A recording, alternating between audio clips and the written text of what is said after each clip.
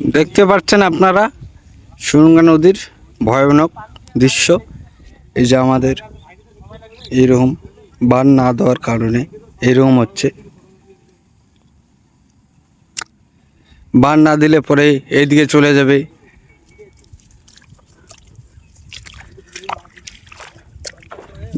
দেখো দেখো দেখো, কিছু বলো এই বাঁধটা নিয়ে, কিছু বলো আপনারা। আচ্ছা কি বলবো, আমি এখানে আসলাম কি মাত্র, যে আইসে যে দেখি বাঁধের যে অবস্থা। আপনারা দেখতে পাচ্ছেন আমাদের সুরঙ্গা নদী, মাথাভাঙ্গা, আমবাড়ি এদিকে।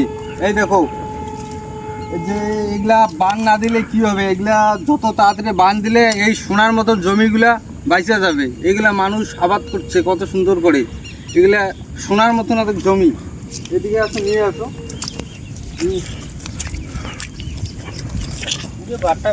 পুরা বাঁধটা যে ভেঙে যাইতেছে, এইটা সোনার মতো জমি। এই যে মানুষ ধান চাষ করছে, এগুলো কি হবে?